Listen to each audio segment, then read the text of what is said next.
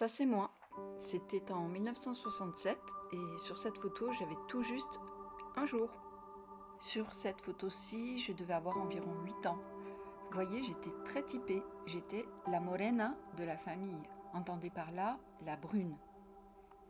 Très tôt, on me disait à forte personnalité. Et à l'adolescence, c'était contestataire, rebelle, affirmé. Eh bien, je peux vous dire que moi, je me sentais surtout très sensible, pas sûre de moi, et plutôt décalée. Bon, la vérité, c'est que j'ai grandi dans une famille aimante et je ne manquais de rien, ni d'amour d'ailleurs. Être aimé lorsqu'on est un enfant, c'est sans doute ce qu'il y a de plus important pour grandir sereinement.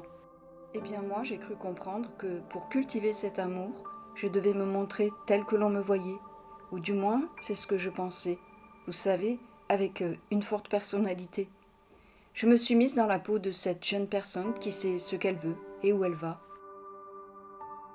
Mais en réalité, c'était pas facile de jouer double jeu. Faire à l'extérieur, être à l'intérieur, avec un sentiment d'abîme entre les deux. Cela m'a affectée, mais c'était mon secret.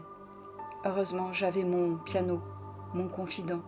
Au moins, quand je jouais du piano, je pouvais laisser surgir toutes mes émotions, toutes ces émotions que j'ai tuées.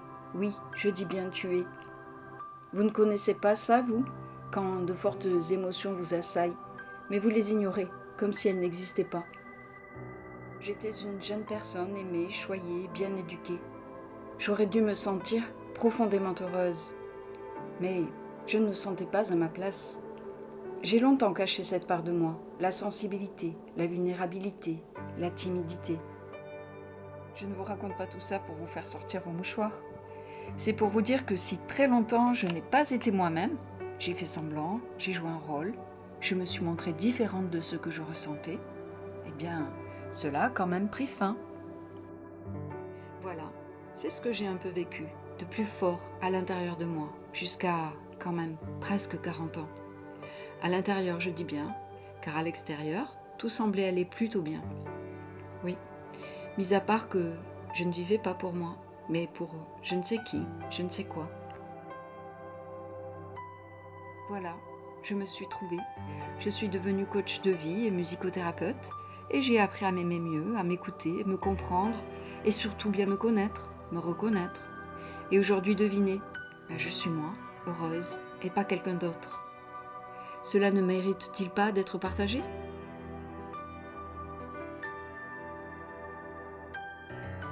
Oui, c'est peut-être fini de ne pas être soi-même, de toujours passer après les autres, de ne pas s'accorder une véritable écoute, de faire semblant, de réprimer ses émotions. Et ça peut commencer d'accorder vraiment de l'importance à qui l'on est, ce que l'on ressent, ce que l'on veut et ce que l'on aime.